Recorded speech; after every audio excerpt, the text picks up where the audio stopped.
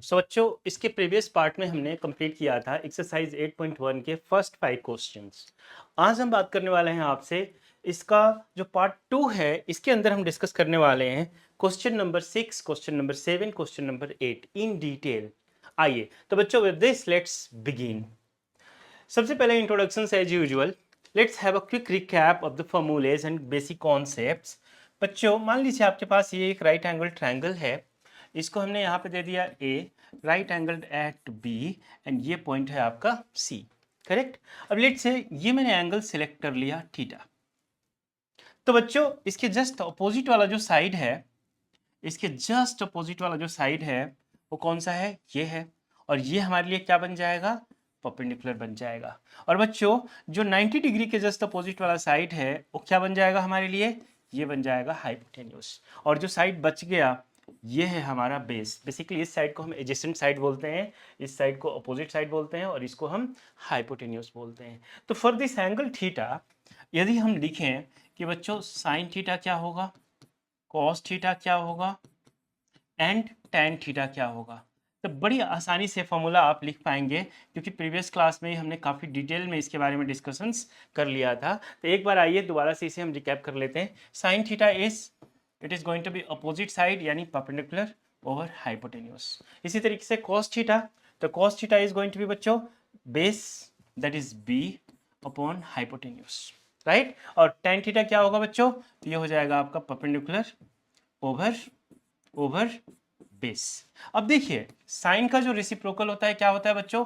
Sign का reciprocal होता है कोसेक थीटा। तो आप इधर क्या लिख देंगे? h upon P.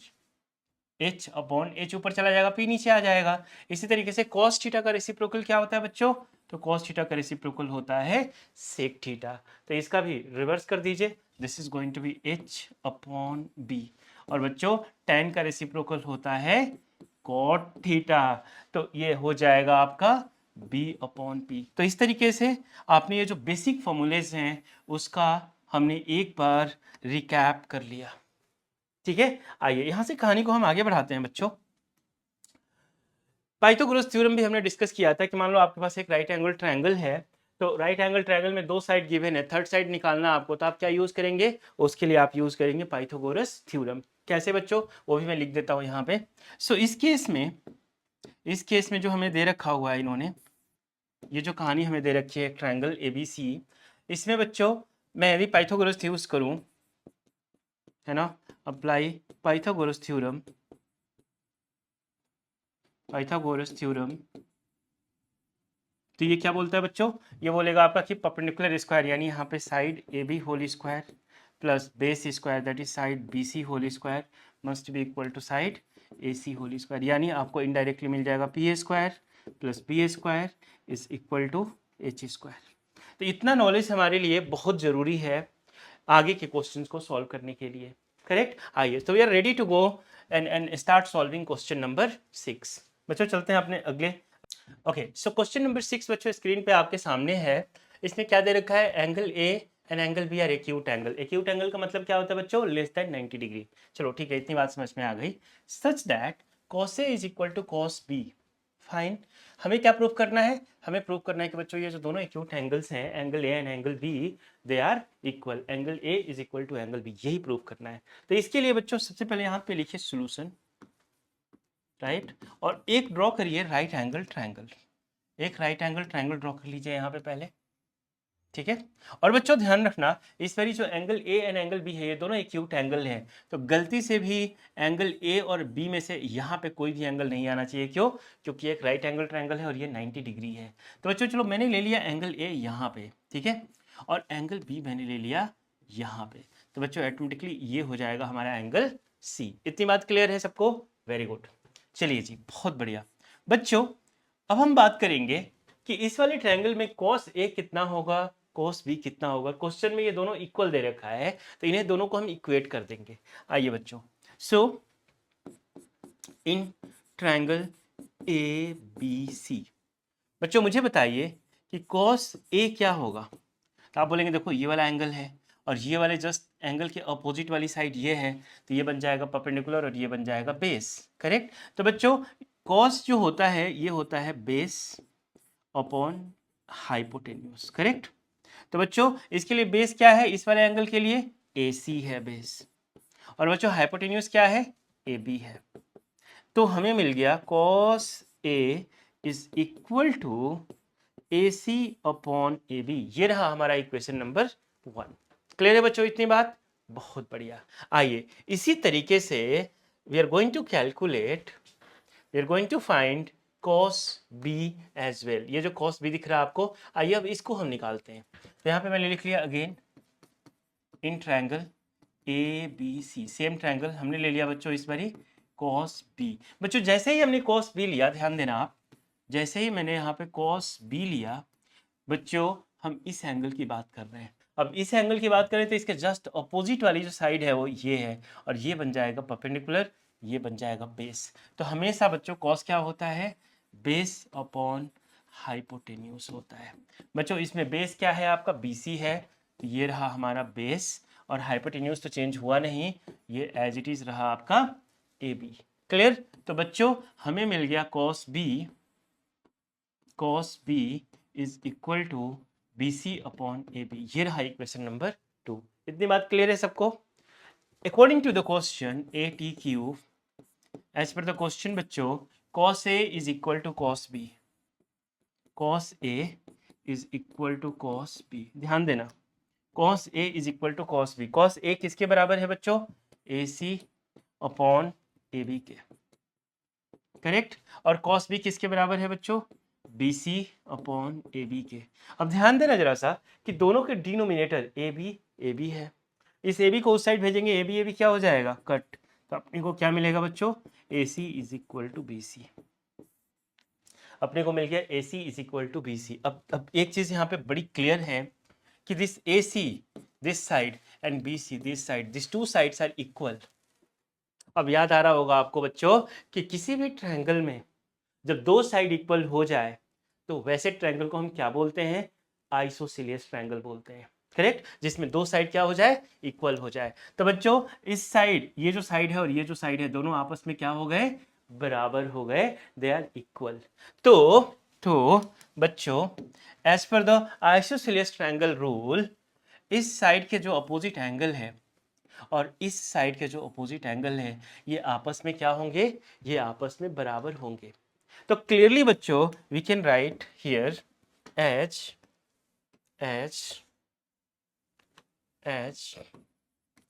AC is equal to BC, this imply that triangle ABC is an isosceles triangle। कोई दिक्कत है किसी को, it is an isosceles triangle. अब आइसोसेलियस ट्रायंगल है तो जो साइड्स इक्वल हैं, ये AC एंड BC इक्वल है, तो इसके अपोजिट साइड, अपोजिट एंगल कौन सा है, B, और इसके अपोजिट एंगल कौन सा है बच्चों, A। ये दोनों आपस में क्या होंगे, इक्वल होंगे। ये किसका रूल है बच्चों, आइसोसेलियस ट्रायंगल का रूल है। So this imply that angle A and angle B must be equal, angle A must be equal to angle B, hence proved, hence proved।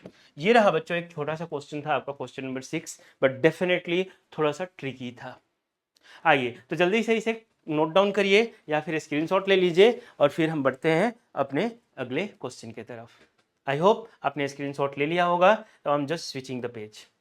आइए बच्चों देखिए जरा सा, क्वेश्चन नंबर 7 जो है आपका, इसमें आपको जो है कॉट की वैल्यू दे रखा है, कॉट थीटा की वैल्यू दे रखा है, और आपको बैक टू बैक इसमें दो पार्ट्स पूछ रखा है। Very good. आइए तो बच्चों यहाँ पे लिखिए सॉल्यूशन, और ड्रॉ करिए एक राइट एंगल ट्रायंगल फर्स्ट, है ना, राइट एंगल ट्रायंगल ड्रॉ कर लीजिए। और बच्चों मैंने पर्पसली इस एंगल को थीटा मान लेता हूँ, है ना। एक ट्रायंगल आप चाहते हैं तो लिख लीजिए ABC। अब यहाँ पे कोई रिस्ट्रिक्शन नहीं है, मैं भी यहाँ पे बना सकता हूँ, ये हमारी मर्जी है। ये एंगल हमने थीटा ले लिया। बच्चों according to the question cot theta कितना है आपका, 7/8।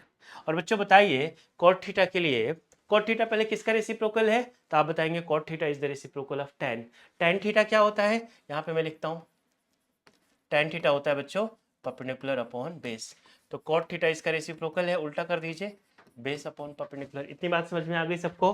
बहुत बढ़िया बच्चों, जब ये एंगल आपने थीटा लिया है तो इसके जस्ट अपोजिट वाला जो साइड है ये वाला, ये क्या बन जाएगा? परपेंडिकुलर। और बच्चों जो 90 डिग्री के अपोजिट वाला साइड है वो क्या बन जाएगा? हाइपोटेन्यूज। और जो साइड रिमेनिंग रह गया, बच गया, वो क्या बन जाएगा? बेस। क्लियर? बहुत बढ़िया। तो बच्चों जो कॉट का फॉर्मूला होता है वो होता है आपका बेस अपॉन परपेंडिकुलर, यानी इनके अकॉर्डिंगली जो बेस है आपका that is going to be 7 and perpendicular है that is going to be 8। Basically बच्चों मैंने ये भी कहानी सिखाई थी कि जब भी रेशियोज में चीज़ें हो ना तो आप कांस्टेंट के लगा दीजिए, तो इनके अकॉर्डिंगली आपको ये मिल जाएगा 7 के और इनके अकॉर्डिंगली ये मिल जाएगा 8 के। ठीक है, तो लास्ट क्लास में हमने इसके बारे में बात किया भी था, बट ये मैंडेटरी नहीं है। अब बच्चों देखो ये 7 के है, ये 8 के है, ध्यान देना 7 के कौन सा है? बेस। ये रहा 7 के आपका, यानी मैं लिख सकता हूं कि जो ए बी है हमारा दैट इज 7 के। और बच्चों जो पी है ये बी सी, ये कितना है बच्चों? 8 के है। तो हमें चाहिए A C, we are looking for A C. और इसके लिए हम क्या यूज करेंगे? आप सबको पता है, बताइए बताइए। We are going to use Pythagoras theorem. Very good बच्चों, आइए तो यूज करते हैं पाइथागोरस थ्योरम और निकालते हैं हम किसकी वैल्यू? निकालते हैं बच्चों ए सी की वैल्यू फर्स्ट ऑफ ऑल। आइए so from Pythagoras theorem, from Pythagoras theorem बच्चों इसमें अप्लाई कर दीजिए। तो आप लिखेंगे जी A B whole square plus B C, चलो ऐसे भी लिख लो कोई दिक्कत नहीं है, परपेंडिकुलर लिख लो पहले, B C whole square plus A B whole square is equal to A C whole square. कोई दिक्कत है किसी को? ऑल राइट बच्चों, बी सी कितना है आपका? बी सी इज 8 के। ये रहा आपका 8 के होल स्क्वायर। ठीक है, 8 के होल स्क्वायर। बच्चों ए बी कितना है आपका? ए बी है आपका, ए बी है 7 के, तो 7 के होल स्क्वायर। करेक्ट ना? तब देखिए बच्चों ए सी स्क्वायर आपको निकालना है। 8 स्क्वायर कितना होगा जी? 64। के स्क्वायर इज के स्क्वायर, ये हो जाएगा कितना? 7 स्क्वायर 49, के स्क्वायर इज के स्क्वायर, सिंपल। चलिए जी 64 प्लस 49 ऐड करके बताइए। तो 9 प्लस 4 13 एंड 6 प्लस 4 10, 10 प्लस 1 11 के square A C square. Check कर लीजिए एक बार जरा सा, कितना मिल रहा है आपको? 113 ही मिल रहा है। ऐड करिए 9 प्लस 4 13, 3 बोनस 1, 6 प्लस 4 10, 10 प्लस 1 11, है ना? तो 113 के स्क्वायर। तो बच्चों ए सी इज इक्वल टू कितना हो जाएगा? अंडर रूट 113 के स्क्वायर। अब 113 जो है एज इट इज रख दीजिए, के को बाहर कर लीजिए, तो this is going to be the value of A C. Correct, यानी ये जो है आपका A C this is coming out to be under root 113 के। ये कितना है आपका? बी सी देख लीजिए, बी सी इज 8 के, ये रहा आपका 8 के और ये रहा आपका 7 के। क्लियर?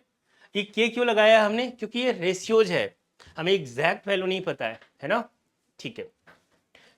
अब बच्चों हमें इन वैल्यूज को निकालना है।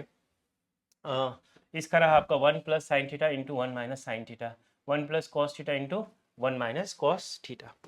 आइए यहाँ पे आप एक लाइन ड्रॉ कर लेते हैं। फर्स्ट पार्ट में क्या दे रखा आपको? 1 प्लस साइन थीटा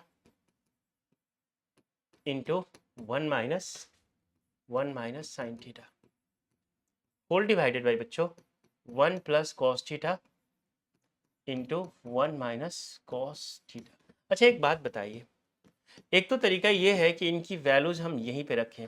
यहाँ से ना मुझे साइन थीटा की वैल्यू कोई बताएगा? देखो साइन एंड कॉस की बात चल रही है, तो यहाँ पे मुझे बताइए साइन थीटा कितना होगा? तो आप बोलेंगे देखो साइन थीटा होता है परपेंडिकुलर ओवर हाइपोटेन्यूज, ये हो जाएगा 8 के ओवर अंडर रूट 113 के से के काट दो आप, तो 8 बाई अंडर रूट 113 मिल जाएगा। इसी तरीके से कॉस थीटा की वैल्यू भी बता दो मुझे आप। कॉस थीटा की वैल्यू बच्चों देखो कॉस थीटा, तो आप बोलोगे जी बेस अपॉन हाइपोटेन्यूज। बेस है कितना? बेस है इसका 7 के और हाइपोटेन्यूज कितना आ गया है? 1√113 के से के काट दो आप, तो 7 ओवर 1√113। दोनों की वैल्यू रखो यहाँ पे। 1 प्लस साइन थीटा बताइए कितना है बच्चों? 8 ओवर अंडर रूट 113 है, तो 1 माइनस 8 ओवर अंडर रूट 113।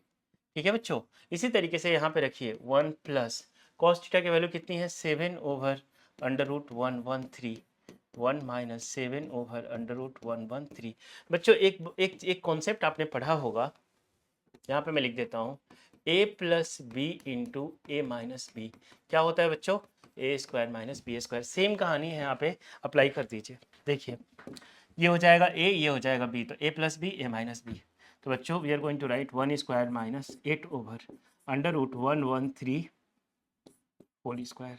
नीचे में क्या लिखेंगे बच्चों 1 स्क्वायर माइनस 7/√113 होल स्क्वायर। चलिए इन्हें सॉल्व करिए, तो ये 1 हो गया और ऊपर में बच्चों ये हो जाएगा 64 और नीचे में 113 रूट गायब हो जाएगा। इसी तरीके से 1 माइनस 7/113 हो जाएगा। क्लियर है इतना सबको? Very good. आइए बच्चों ये स्पेस का यूटिलाइज करते हैं। एलसीएम लेंगे हम, तो यहाँ पे क्या मिलेगा 113 माइनस 64 डिवाइडेड बाई 113 और यहाँ भी एलसीएम लेंगे तो क्या मिलेगा बच्चों 113। तो this is going to be 113 minus minus minus, अच्छा देखना यहाँ पे ना गलती भी हो सकता है, 7 स्क्वायर तो ये 49 होना चाहिए ना, है ना, तो गलती नहीं करना है। ठीक है बच्चों, 7 स्क्वायर तो 49 हो जाएगा ना ये रहा आपका 49। 113 माइनस 64 कितना होगा? देखो पहले इस 113 को इस 113 से काट दो, ठीक है। तो ऊपर में देखना 113 माइनस 64 तो कितना होगा बच्चों बताइए? तो ये हो जाएगा 13, 13 माइनस 4 इज 9। अब ये हो गया 0, 10, 10 माइनस 6 इज 4, 49। नीचे में देखिए इसी तरीके से 113 माइनस 49 तो ये 13 है, 13 minus 9 that will become 4, correct. अब ये हो जाएगा कितना आपका 0, ये बन जाएगा 10, 10 10 minus 4 that will become 6, right. तो अपने को देखिए बच्चों क्या मिला, इसकी जो वैल्यू है that is coming out to be 49/64, 49/64। ये है आपके फर्स्ट पार्ट का वैल्यू, यानी इसकी वैल्यू कितनी आ गई that is coming out to be 49/64। ठीक है। आइए बच्चों एक बार ना मैं इसको इरेज कर देता हूँ, इसकी जरूरत तो है नहीं अपने को, और ये जो कॉट स्क्वायर थीटा की वैल्यू यहीं पे निकाल देता हूँ। आइए फर्स्ट पार्ट ओवर हो गया आपका, सेकेंड पार्ट देख लीजिए आप, कॉट स्क्वायर थीटा। बच्चों यहाँ पे ना मुझे कॉट थीटा की वैल्यू बताइए पहले। कॉट थीटा, कॉट क्या होता है बच्चों? Cot is base upon perpendicular. Base कितना है? बेस है आपका 7k, है ना, और परपेंडिकुलर कितना है आपका 8k, काट दीजिए तो 7/8। तो बच्चों 7/8 और क्या है ये स्क्वायर, तो स्क्वायर लगा दीजिए, तो ये हो जाएगा आपका 49/64, 49/64। देखना इसका उल्टा आया है, देख रहे हैं आप, ये क्या आया है 49 ना, एग्जैक्टली सेम आया बच्चों, देख लो 49/64, ये भी कितना आया है 49/64, एग्जैक्टली सेम। अच्छा ये कैसे हो गया, ये भी जानना चाहते हैं आप? चलो ये भी दिखा देता हूं कैसे हुआ। ये इरेज कर दूं? हाँ इरेज कर देता हूं इसे, ठीक है। ध्यान से देखना, अभी आगे की बातें हैं, देख लेना ये कैसे हो गया, ठीक है। बच्चों यहाँ पे ये a है, ये b है, ये a है, ये b है, यहाँ पे क्या दे रखा है इसने a plus B A minus B, तो क्या लिख सकते हैं 1 square minus sine square theta.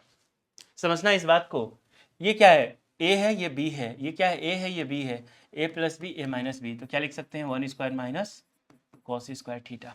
और बच्चों आगे चल के, अभी से डायरेक्ट लिखना, ठीक है, आगे चल के एक आइडेंटिटी पढ़ेंगे हम कि 1 स्क्वायर इज 1 हो जाएगा, तो इस 2 को हटा दो, और इसी तरीके से ये भी 1 स्क्वायर क्या हो जाएगा 1 हो जाएगा, तो इस 2 को मैंने हटा दिया। और आगे चल के आपको एक आइडेंटिटी सिखाई जाएगी कि 1 minus sine square theta is going to be cos square theta, और 1 minus cos square theta is going to be sine square theta, ठीक है। और बच्चों यहीं पे एक और बात सीख लेना आप, कॉस बाई साइन जो होता है वो होता है आपका cot theta, cos by sine ये होता है कॉट थीटा, और क्योंकि दोनों पे स्क्वायर है तो हो जाएगा कॉट स्क्वायर थीटा, यानी इनको हमने सॉल्व किया तो हमें क्या मिला कॉट स्क्वायर थीटा ही मिला।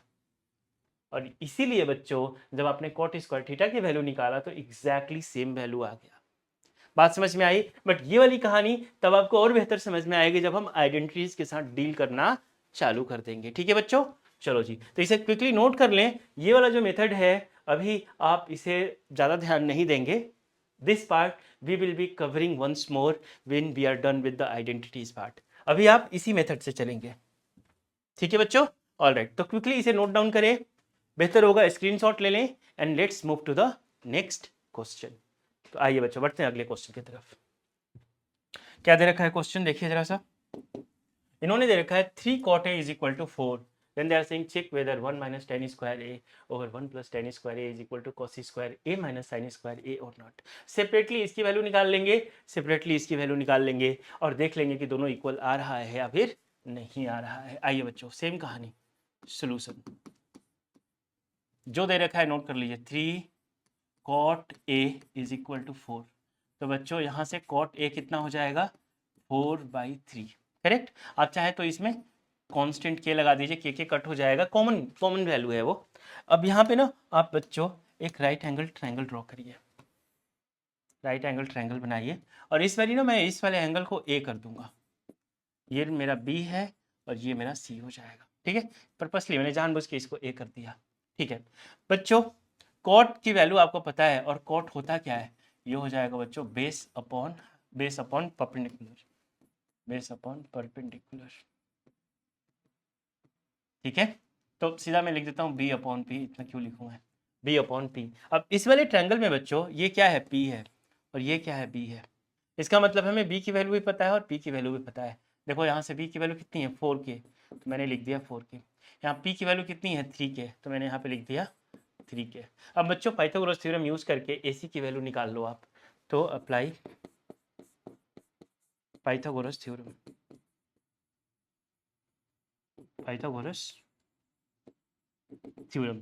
चलिए लगाइए बच्चों, क्या करें हम, तो we can write A B, और मैं भी ऐसे लिख लेता हूँ, B C whole square plus A B whole square is equal to A C whole square, correct. अब देखना ये कितना है बच्चों, 3k, तो 3k होल स्क्वायर, ये कितना है 4k, तो 4k whole square is equal to A C whole square, 3 square 9k square, 4 16k square is k square A C square. Clear है इतना। आइए एक लाइन ड्रॉ कर लीजिए यहाँ पे, इसमें किसी को कोई डाउट है, आई डोंट थिंक सो। बच्चों 16 + 9 कितना होता है, 25, तो 25k स्क्वायर अपने को मिला, और यहाँ पे क्या है, ए सी स्क्वायर। चलो जी, तो ए सी इज इक्वल टू क्या होगा, √25k स्क्वायर, 25 का रूट 5 और k स्क्वायर के बाहर, इतना तो सबको आता होगा। यानी बच्चों ये जो ए सी है इसकी वैल्यू हमें मिल गई 5k, और एनीवे ये पाइथागोरियन ट्रिपलेट था 3 4 5, है ना। चलो जी ठीक है, तो ए सी की वैल्यू मिल गई। अब आते हैं अपने वापस क्वेश्चन पे, हमें प्रूव करना है कि ये जो पार्ट है इसके इक्वल है या नहीं। तो आइए इसका ना एलएचएस पार्ट लेते हैं। LHS stands for left hand side, क्या है बच्चों, 1 minus tan square A over 1 plus tan square A, correct. Everyone okay with this, very good. चलो जी आ जाओ यहाँ पे बच्चों, इस वाले ट्रायंगल में ना मुझे tan की वैल्यू कोई बताएगा, tan a की वैल्यू स्पेशली, तो आप बोलेगे देखो ये हो जाएगा perpendicular that is going to be 3k, और ये हो जाएगा base that is going to be 4k, k से k को काट दो तो वैल्यू आ जाएगा 3/4। यानी बच्चों tan a जो है आपका 3/4 है, यहाँ पे रख लो 1 minus 3/4 whole square 1 plus 3/4 whole square. इतनी बात क्लियर है। चलो जी 1 3/4 होल स्क्वायर, तो this is going to be 9/16, 1 plus ये भी हो जाएगा 9/16। बच्चों एलसीएम लेना आप, तो ये हो जाएगा 16 - 9 ओवर 16, और यहाँ पे एलसीएम लोगे आप तो ये भी हो जाएगा 16 + 9 ओवर 16, 16 16 कट, तो देखना आप ये क्या मिलेगा, 16 - 9 ये हो जाएगा 7 हो जाएगा ना ये, हाँ। और बच्चों 16 + 9 दैट विल बिकम 25। तो ये रहा आपका एलएचएस पार्ट की वैल्यू, कितना आ गया 7/25।